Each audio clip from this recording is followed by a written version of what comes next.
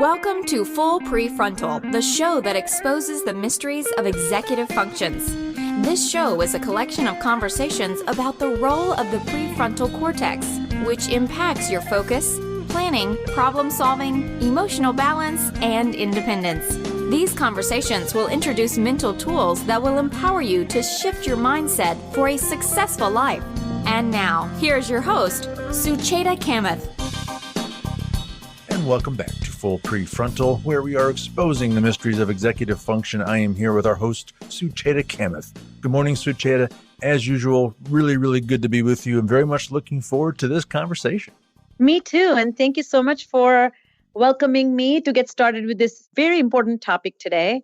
You know, we've had a range of topics. We have covered different ranges of children to young adulthood. And today's topic specifically applies to this readiness for young adulthood. What does that look like? And what are the factors that influence them? So, you know, pressure to get into a good college is enormous. And not just any school, but Ivy school seems to be top of the mind for parents who particularly come from affluent backgrounds. And these schools are, the school ranking and the kind of program ranking and their status becomes a very important thing, just the way ultimately is the parents' privilege to put a sticker on their car, I like to call it.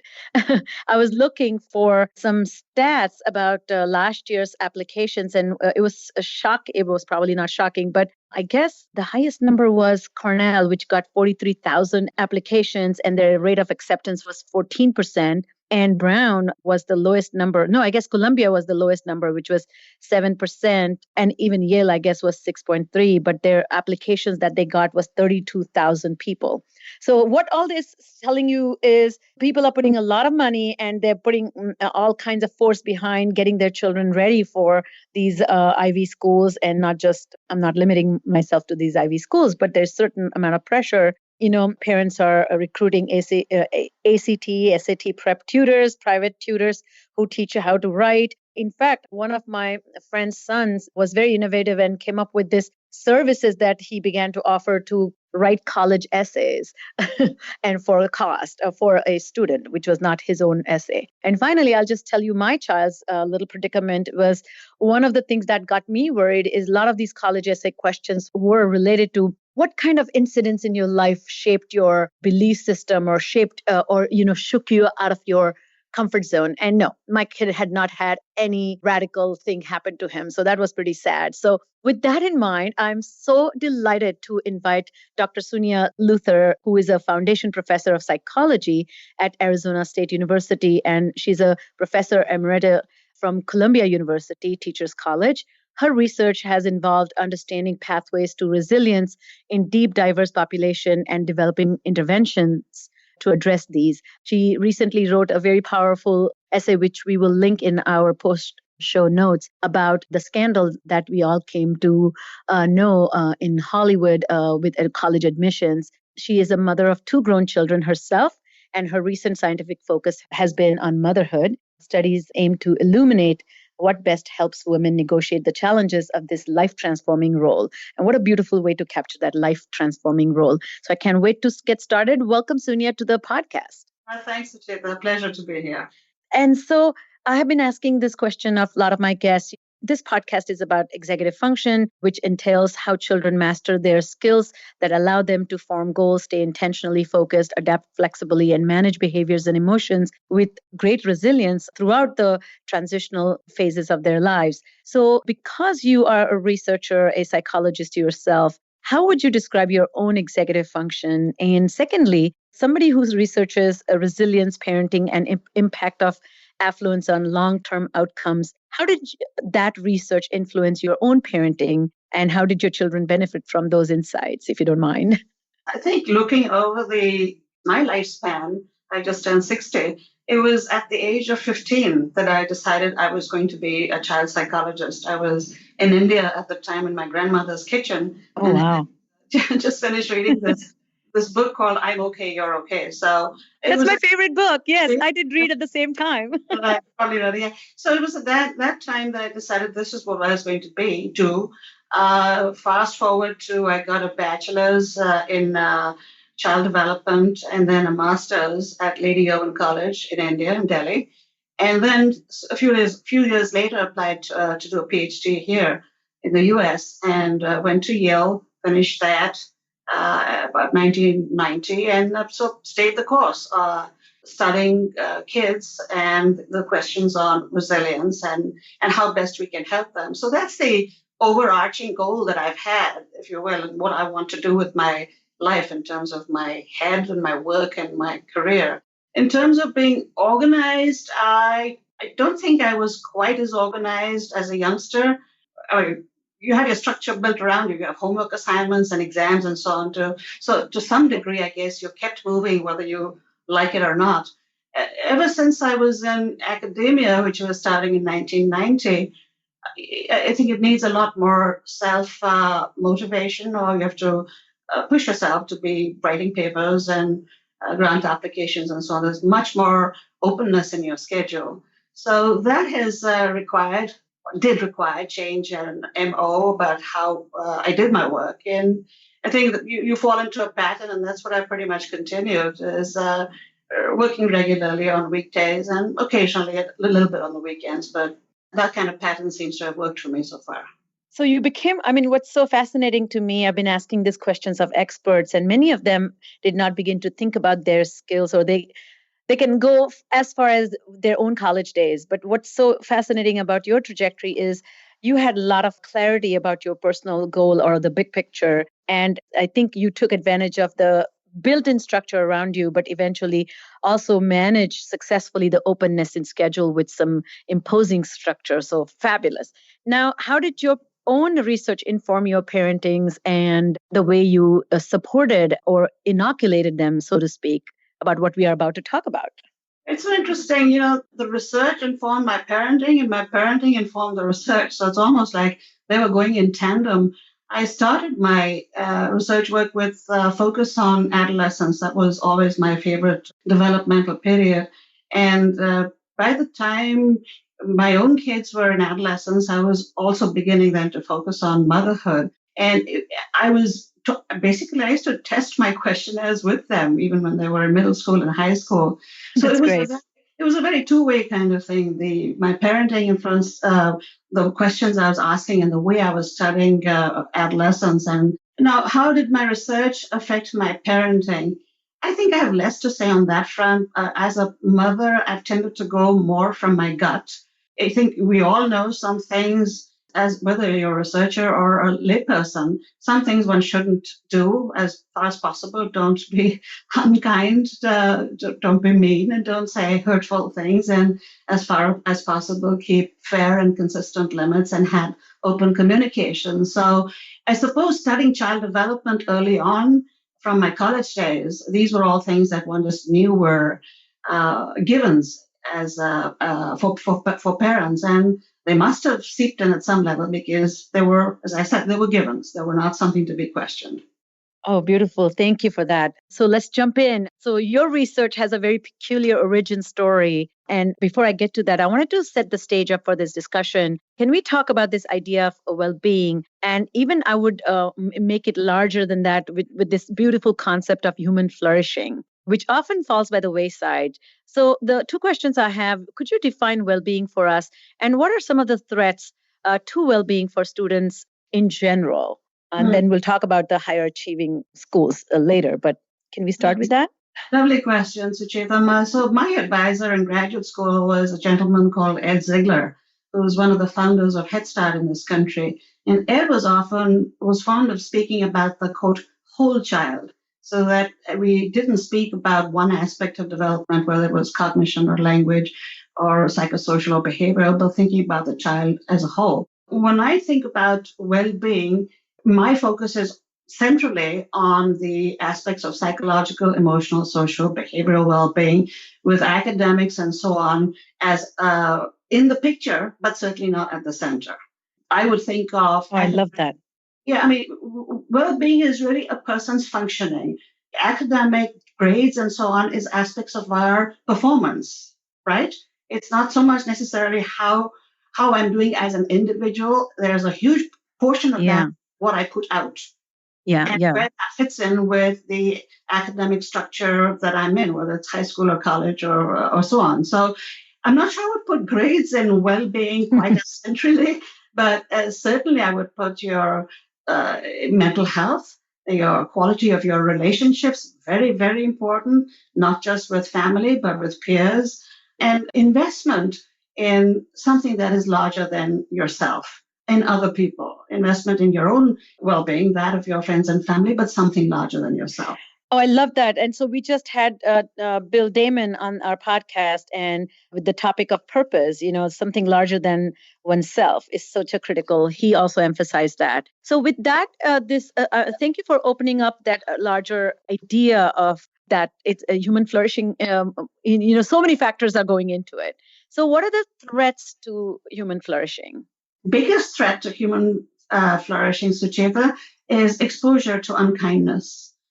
Maltreatment, whether that comes from, there's no question, psychological research, the number one thing is whether it's comes from your primary caregivers, your mother, your father, your family, your peers, in the form of bullying, teachers at school whom you feel humiliated or excluded by.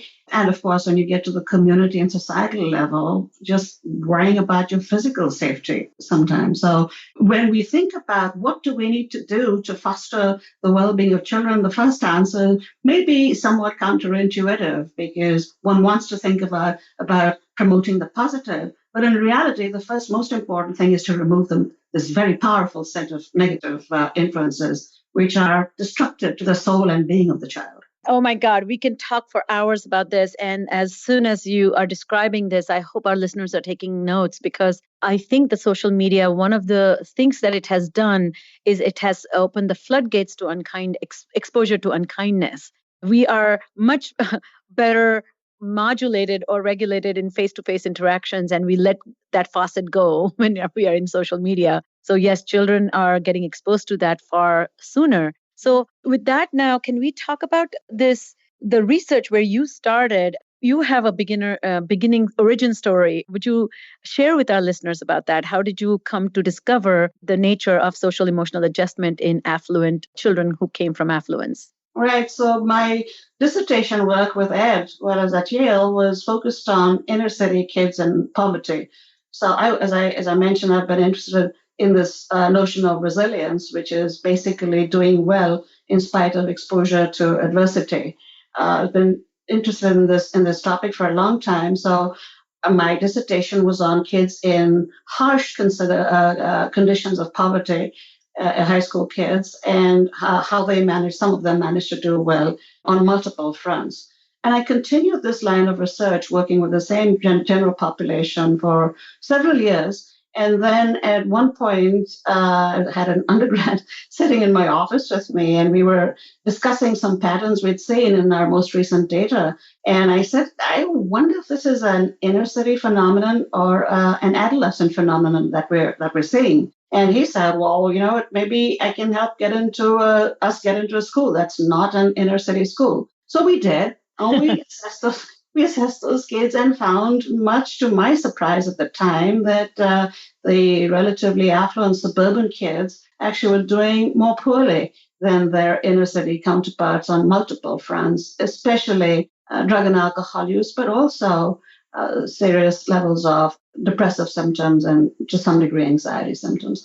So I wish I could say, well, this was an epiphany I had and I realized this was important and went about pursuing it. It happened quite fortuitously. It was quite by accident that I discovered this.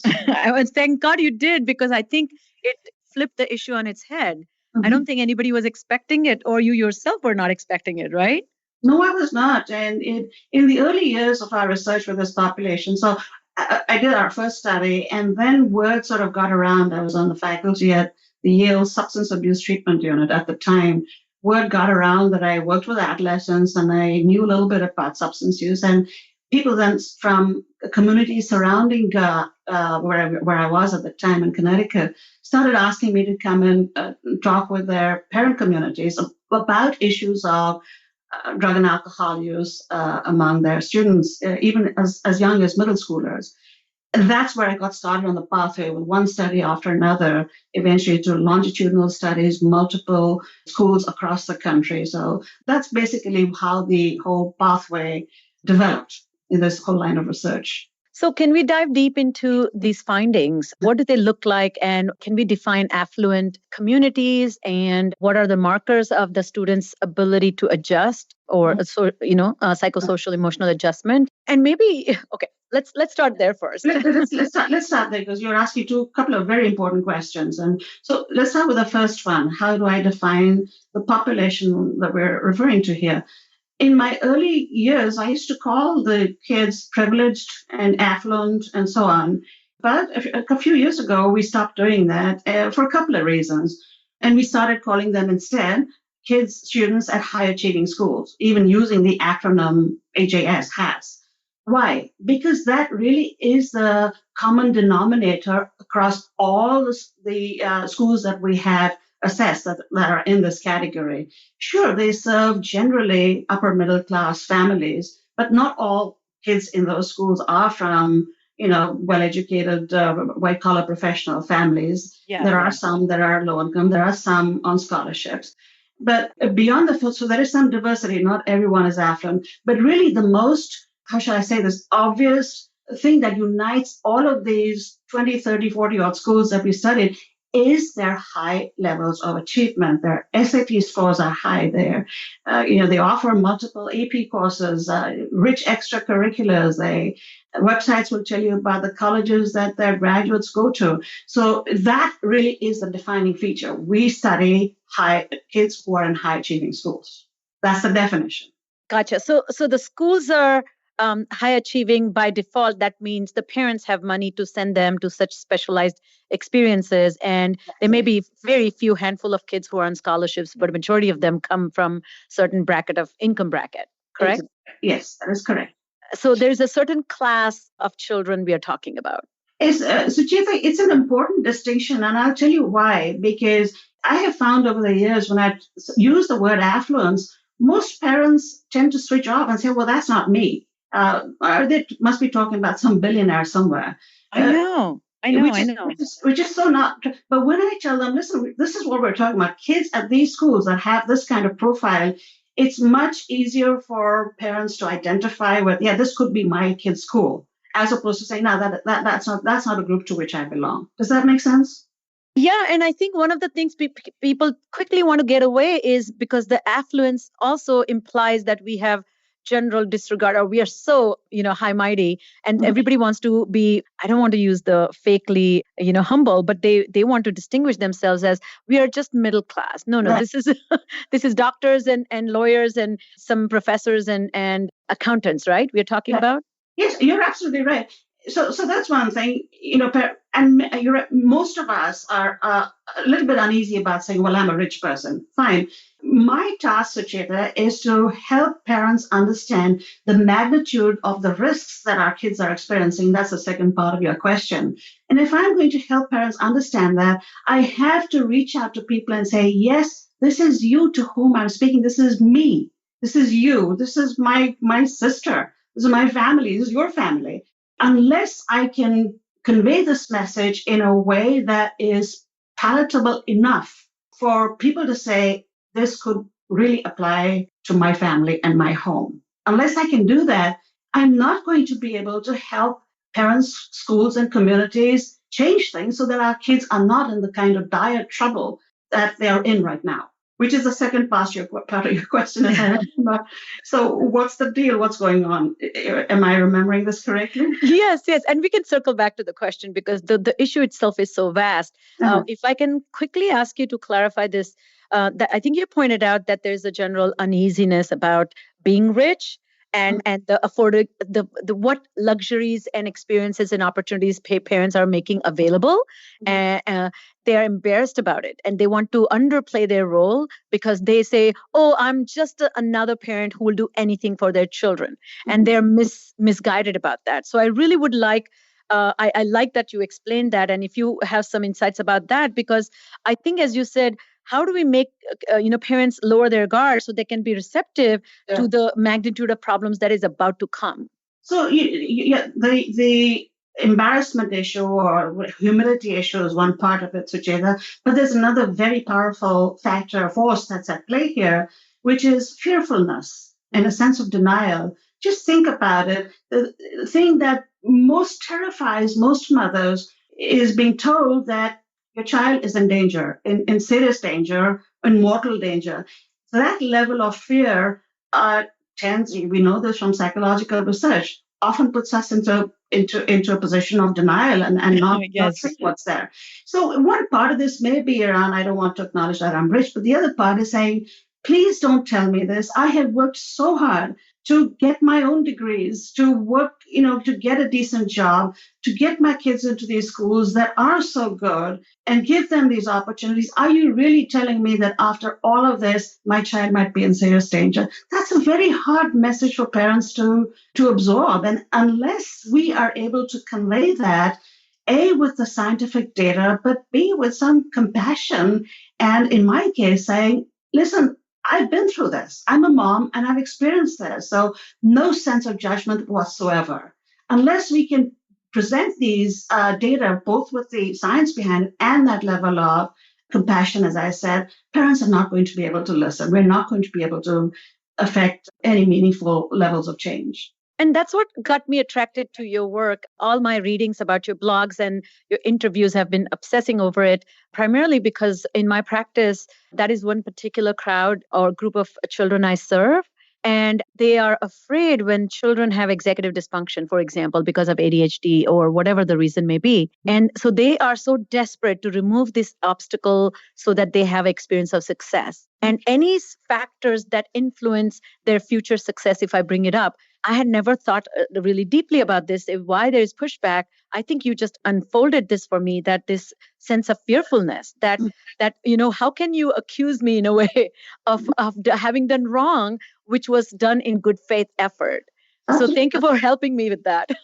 Not at all. Then there's another, even more possibly charitable way of thinking about it, if you will. Which parent doesn't want the best for his or her child? We all want the best. Now, things have shifted over time so that when you and I applied, certainly when I applied to college or graduate school, there was far less competition to get into, the top-notch places than there is now. You rattled off a bunch of very scary numbers at the start of our conversation. So what I'm getting at is each of us wants the best for our kids that we possibly can get. And the reality is we want them to get the kind of educations that we were fortunate enough to get. That's not a bad thing. It's not a bad thing for parents to want their kids to have a high quality, especially if they had the good fortune of experiencing it, being gratified by it, and living with it. So that's yet another way to think about it. Rather than judging parents and, oh my goodness, they're entitled and arrogant and this and that, is to say, yes, perhaps some are, but overall, let's take a step back and acknowledge the fact that literally every single parent would want the best of opportunities that they could get for their kids. Is that a fair statement? I love that. And I think that you really are making this a topic as an invitational topic, an invitation to engage and not get put off by the idea or suggestions that you are you have not only done a disservice by gathering wealth, but you are incompetent in the way you're parenting. So I love this setup. So with that in mind, can you talk a little bit about define competition for us? Because this whole research is about them surviving or trying to survive in this competitive world. And then we will talk about the psychosocial deficits that this is leading. So how do you define competition and what are good and healthy skills needed for survival? And I think before we got started with our recording, you were talking about this idea of resiliency versus resilience. Mm-hmm. And I, in my mind, was not being very careful with the two. So maybe that you can tie all this together? Oh, I will make an effort.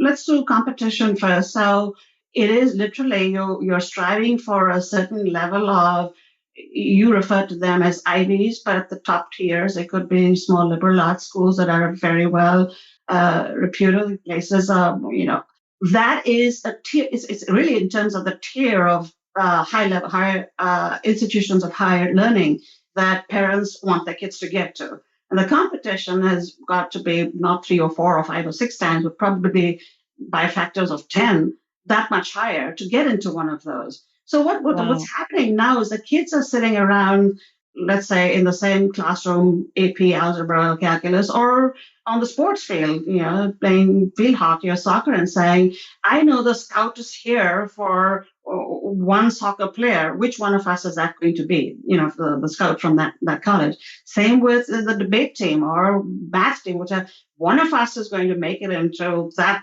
tier of college or that particular, to a Stanford, or which sets up such a high level of competition among the kids. And it is a reality. It is that much harder to get into these schools. So what we need to be, I remember telling my own son this when he first was in this process of applying to college. I said, my darling, you will get an education. Don't worry about it. I went to Delhi University. It's not even on the map.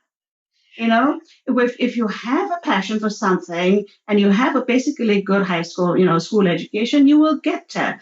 That is not. By the way, a sidebar here. You are Indian, I'm Indian, and that is probably the most unusual message an Indian parent has given to their child. And I am in your camps, by the way. Yeah, well, thank you for saying that. And my son told me in no uncertain terms, Mom, you're the only person I would ever imagine saying something like that in the community that we lived in at the time. So does that answer your question about competition, Sucheta? Very much so, very much so. But from the research point of view, it is directly related to the tier of the institution of higher learning. Getting into those is what the measure of success was in this context, right? Yeah.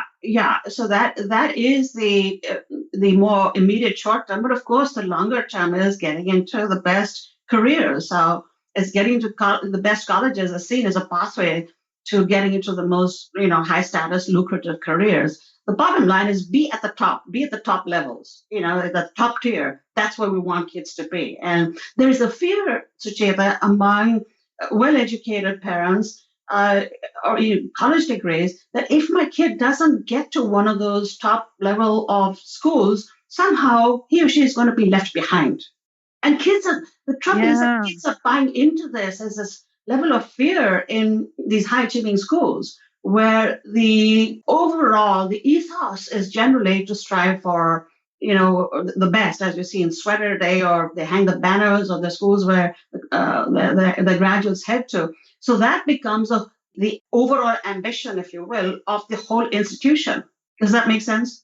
Absolutely. And what's so interesting about this is that the message is coming from parents exclusively. No. Correct? No. So where is the message coming from? Yeah, so people ask me, Professor Luthar, where does this pressure come from? And I ask them back, where does this pressure not come from? Right? So, of course, parents are one factor. Then you look at teachers, and how early are you told in middle school, first year of freshman year, this is the course that your child is going to be taking. I would recommend X and Y APs and X and Y honors courses. So teachers administrators want their students to shine and have the best marks and publish in the newspaper. This is our standardized test scores and so on. By the way, real estate prices vary with standardized test scores of the local public schools. So now we have parents, we have teachers, we have administrators. I mentioned sports coaches earlier. We have the real estate market that's also dependent on the test scores. You have the university system that buys into a certain kind of resume. So you tell me, where is it not coming from? Wow, these kids are poor babies. They are just drowning in these pressures that are coming from all places. Yes. And so I think what's another lovely connection that you just made for our listeners is that it is really much longer trajectory. This competition is ultimately landing in a high status jobs, which will become ultimate symbolic representation of your success. But with that success comes power, that comes freedom. And that's what this pursuit is all about. And there's such a fallacy built in there that it may bring power and may bring status and may bring a lot of money, but do not assume that will bring you freedom and equanimity of spirit. Because think about it, the higher the status of job, the more you're tied to it. People don't give you a lot of money to waltz in and out of your office, when you feel like it. So these high status jobs that pay you very well also demand a great deal of you from your personal life. There are always trade-offs. So I think what we are not focusing quite enough of is what are the trade-offs, even whether it's being in a high achieving school or in top tier college or job. As we're talking about trade-offs, there's a recent paper that I have to mention to you. It's a longitudinal study comparing kids who were in high achieving schools with those in sort of middle achieving schools, and actually found that 50 years or decades later, the ones who were in high achieving schools actually were doing less well. They're doing more poorly than those who were in high schools that were not quite as high achieving overall. And the authors suggested why. Because of the constant social comparisons, for one thing. Oh, wow. Who's ahead, who's behind? Think of us like survival of the fittest. Who's getting ahead, who's getting left behind? That is such an unhealthy way for adolescents or children to be living. Yeah, and the research in contemplative studies talks a lot about this social comparison having incredible impact on general state of happiness and this state of equanimity you were talking about. That so eludes those who are in the grasps of this sense of competition, right? Yeah, Suchita, you use the phrase "these poor babies," and I have to be candid with you. In the last couple of talks I've done, I talked to parent communities all over the country, to schools. And I have found myself making this analogy in a very heartfelt way that I think of our kids today as almost like having lives of those in the pre-industrial era. They don't have a childhood. They work constantly.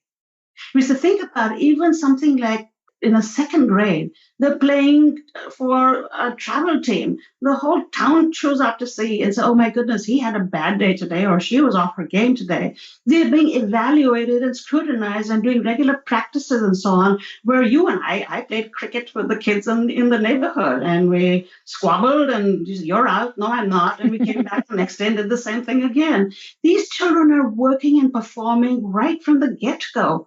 By the time they're in middle and high school, to my mind, it is just unfathomable the amount of work that we're making these kids do. Oh, oh my God, my heart just aches as you are describing this. There's two thoughts come to me, which are distant spots in this whole galaxy that you're creating, how issues are interconnected. Jennifer History has written a book, It's All Joy, No Fun. Mm-hmm. You're familiar with her work, Yes. right? Yeah. And so I thought the transformation in the way suburban lives have become, that families have become isolated and majority of mothers are spending times in their cars driving children from one event or activity to another, and they're eating in their cars. The only interaction they have is with their mothers, which may or may not be healthy, as you know. And then the second thought comes to my mind is Dr. Stuart Brown's work with play, and how play is a single marker of helping you develop the entire adaptive abilities. And children growing up in these highly competitive, highly performance-centric lives are not getting to play. That unstructured, sort of at surface looking like purposeless activity that we used to call play is absent. Yeah. And by the way, Suchita, as you mentioned, moms, us, there is also now recent research that has shown that college-educated mothers are the most stretched thin. So that over time, when you see the sheer number of hours that are devoted to child-related activities, the increases have been much greater for college-educated moms as compared to college-educated dads or less well-educated moms or dads. So there is some truth. It's not just that we're schlepping our kids around, which we are, to multiple performances and practices and so on. But a colleague of mine, Lucia, and we wrote this paper on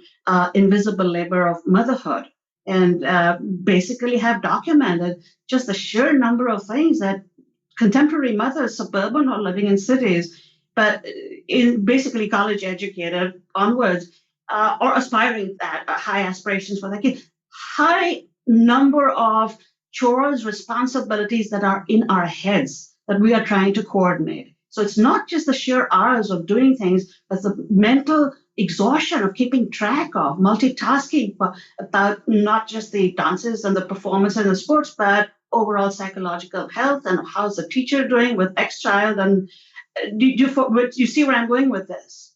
Oh yeah, and so you have so much compassion in your heart, and it just comes through you with your work. Talk to us about this idea now that you're currently focused on, which is who's mother's mommy. I think that this research, these findings about highly stretched, highly stressed mothers are becoming the parents of these children, and none of their responsibilities have gone down when they have. And then we are reading all the research about inequality in pay, and the mothers who are working mothers are carrying guilt of having to work and parent. So what is all this? How do Yeah. we try and understand this? Yeah. So, you asked earlier about the influence of my personal life and my work. And I think it was around the time that my kids were getting into middle school when I first started becoming conscious of this. But my goodness, this is a hard job. This is a very, very hard job. And I was only focused on, not just focused on the time and management, but truthfully, Sucheta, on the huge emotional, I don't want to call it burden, but it is to some degree. You're tied to your child. You feel your child's pain 10 times more deeply than your child feels his or her pain. So as I started reflecting on all of this, the emotional issue, psychological, the sense of loyalty that you cannot shrug off, even if you wanted to or tried to, that along with the hours and the inequality of pay, all this put together got me to ask this question: what about mothers' well-being? So this was right early 2000s. Oh, wow. Right. So developmental scientists have told us for years, this is what you should do, shouldn't do, this is what you do, that's bad, good. But nobody thought to say, what about mothers? How do they even do this job? How do mothers even do this job? And that's what got me started on this, which has now become another 10, 15-year long history. Well, thank God for you for studying. So tell us, what are your insights? What about mothers' mental health?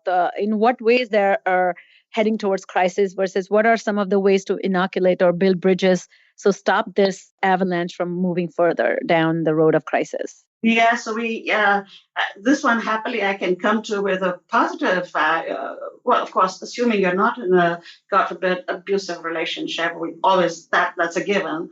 The toxicity has to be removed if there is some in your life. But beyond that, the single most important thing is embodied in this statement: I feel seen and loved for the person I am at my core. Oh, that's Vedantic principle. That's the spiritual principles of all living, right? It's also what you call unconditional love. It's also what we, in resilience research, and everybody knows this is what we want our kids to feel: unconditionally loved. So guess what? The same thing that is the single most powerful protective factor for our kids is exactly the single most powerful protective factor for us who must give it to the kids. So, can you elaborate a little bit about this? So, when the mother feels seen and loved for who she is, there is a sense of groundedness in her. And is it external to her? Is it the way people behave and act? Or is there something within her too that confirms her belief that I am seen for who I am? This is like the looking glass, the self as a looking glass. Most of our sense of feeling seen and loved does come from the degree to which we are connected with people around us and in the authentic ways. So I really would say this is the degree to which women, mothers, or men for that matter, feel like there are people in their lives who do see them and do accept them and even love them, warts and all, for the human beings that they are at their cores. And this brings me back to this your work that you have started, the mommy clubs. Is that how you would describe it? Which is such a great effort. And so, would you talk about the work that you're doing to provide the guidance and structure where they actually learn how to be in that situation, right? Yeah. So I'm just going to go back for a second to your question about what helps. So that was one, feeling unconditionally loved. Second one was knowing that if you're really upset or distressed, that comfort will be forthcoming. Someone will be there. Satisfaction with friendships and feeling real, authentic in your everyday life. So hanging on to these four general, what I call the big four attributes, what we developed basically was this thing called authentic connections groups. And they're essentially groups where women who have similar lives. So we started, for example, with a group of healthcare providers at the Mayo Clinic, physicians, PAs, and nurse practitioners, all in the hospital setting on the premises. Once a week, they met for 3 months around and spoke about issues that were real issues that are not sort of shooting the breeze, not intellectual. Things like, obstacles to reaching out or connecting, or feelings of shame or appreciating each other, real things around relationships. So essentially what happens is you make those connections happen in the room right there. And through the three-month period, also help the women develop what we call in the program your go-to committees outside of the groups as well. These are people to whom you reach out that you would normally not have, quote, had the time to do or made the time to do.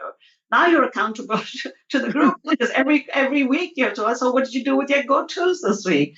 And what this whole process does is then set up this tapestry. And some of the women even call it like this blanket of love, not just within the group, but the moms have it now in their own everyday lives so that the group itself can be there, but they have their own connections outside as well. Some of our groups, Sucheta, have, after the 3-month period, a year later, they're talking to each other on Skype. So we move from the in-person format to doing groups virtually, which makes it a lot easier for busy professional moms or stay-at-home moms to attend. And the virtual groups have now, we did 5 of them. We just publishing a paper on that. So these groups are continuing well after the 3-month period is over. And that is my goal, Sucheta. You know, when they say it takes a village, it's not just it takes a village to raise a child. It takes a village to support the mother. Oh, wow. Yeah. You know, as you explain these ideas, first of all, I'm just realizing that these things used to be organic part of culture, 100 years ago, or even to me, even if you're bickering with your family and loved ones, that is a sense of connection through which you can sort emotions out and find a solution. And all that is missed out for single families where the interactions and you don't even talk to neighbors because you're busy taking your children to ballet.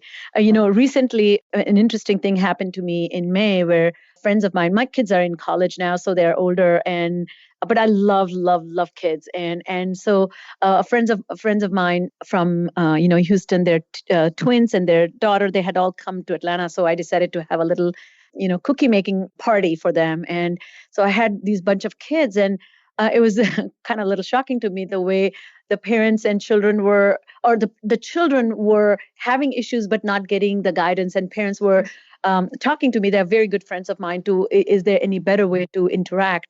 And so I started a parenting class for my friends' children and their friends. So I'm doing a class where we are doing a get together for the kids. They range from 8 to 13, and then the parents, and including dads, so which I'm going to come to talk to you about. And so we meet twice a month, and I'm guiding them these ideas about how to really define your parenting and who you are as a person, and where are you finding, what is nurturing you, and what kind of nurturing are you bringing into your parenting, not parenting, because these people are really good with laws and structure and rules, but this compassionate bonding or seeing their children with the eyes of innocence that requires a lot of help. Yeah, so I think what you're doing is marvelous, and it's wonderful that you're bringing both the emotional, psychological, and the everyday practical to-do aspects of parenting together. But in authentic connections, our focus is really a bit different. We really are taking care of the moms for their own sakes. Wow. Yeah. Okay. I see that. Yeah. I care about you not just because you're Emily's mom or so-and-so's, I care about you because you are a mother and you do very hard work and you need to be loved. You need to be cared for in the best ways that you care for your children, in the very best. The best kind of mothering is what we want to give you in authentic connections. Oh, so you are really giving this hug of unconditional love, the embrace that's like you're creating an envelope or this blanket of love that you were talking about earlier. So let's not forget about dads. What's happening with dads in all this conversation about resilience? Are they around, or are they not part of this? Are they not the ones putting the pressure? What's going on? Yeah, so in our original study where we asked moms of, feeling seen and loved, it's often the dads who provide that comfort and, in good marriages. So dads play a huge amount of, have a huge role in the well-being of moms simply by being loving to mothers, in addition to, of course, being a parent directly with the children. So that's one part of it.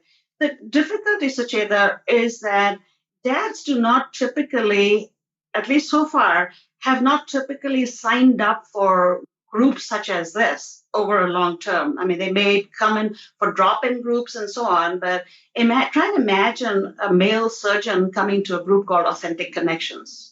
It's just not what men have. He doesn't have time, Suniya. So just remember.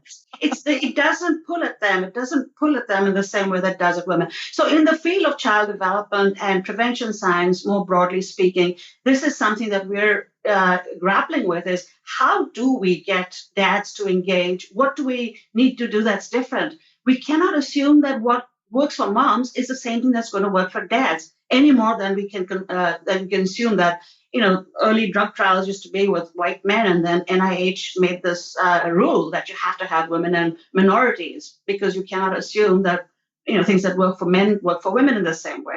In much the same way, we in prevention science and child development, and those of us concerned with parenting, this is something we really need to be thinking about. How do we get to the dads? What can we do to engage them? That they need it, that they want it even, I can tell you, is a given. I mean, my son knows about Authentic Connections. He knows the ins and outs. And he's 28. He said, I'd go to such a group, if I could. Oh. But it's not what you could set up, I don't think, for a bunch of 30-year-old young men or 35-year-old young fathers in quite the same way as you can for the mothers. Absolutely. So I know we are at the end of our discussion, but I wanted to circle back to one issue which we didn't quite fully address in depth with these. Would you describe these psychosocial difficulties that adults face who come from, young adults who enter college face when they have had this highly pressuresome environments from where they come, where the only motto is to be prepared to compete? What happens to their psychology? What goes wrong with them? And then maybe if you have some suggestions how to do it better. I'll answer that with there are two responses. One is in our own longitudinal work, we have followed kids to their middle to late 20s. And when those kids who respond in these pressure cooker environments as high schoolers and middle schoolers with elevated levels of substance use tend to be at much higher risk for diagnoses of addiction when they're in their 20s. So that there is continuity. I mean, if you have a serious problem, whether it's depression or substance use early on in life, there's a greater risk for relapse and so on. So that's one answer. Longitudinally, we've seen some of that in our own research. But the other thing is all that you hear now about counseling services at universities being so overloaded, and basically they don't have the staff to be able to meet the needs of the number of mental health issues that the students are displaying. One of our participants said this very clearly. Well, we've been secure. Had our parents helping us with so much, and suddenly we're in this environment where there's so much we have to do that's on our own. That's so true. It's a big shock. This is so odd too, because it has always been a collaboration, and suddenly young adults who enter, it's the only lifeline is to these counselors, which are not adequate. And that also the suicide rates also have gone up on campuses, right? There's a new study that I've cited on our recent papers, which has also shown over time that the sharpest increases in suicidal ideation and severe depression are among the highest income adolescents and among mothers. Among women. Oh, so wow. high income people are showing particularly stark increases in depression, according to this particular paper, over time. God, so there's a cost to gaining all these, like really striving and competing for the best jobs that pay well, but ultimately it comes at a psychological cost, is what you're saying. Do you remember the Simon and Garfunkel song, Richard Cory? Yeah. Who had a yacht and was always in the papers, liked him very much, and he ended up putting a bullet through his head. So it's that song has always stayed with me. And when I think about this is what we're striving toward, this is the level of wealth and power and status and prestige I want to achieve and my kids to achieve, is take a step back and say, what are the costs? At all costs, the single most important thing, Sucheta, is relationships. Always. Resilience rests on relationships first. Never put that at stake. Wow. And, again, I think as you're saying this, it just again, opened my eyes towards this idea that when you are competing, you're, so to speak, preparing to compete. You're always competing for some sort of gain or measurable gain. So you're either preparing for exams or tests you're taking or competing for competitions.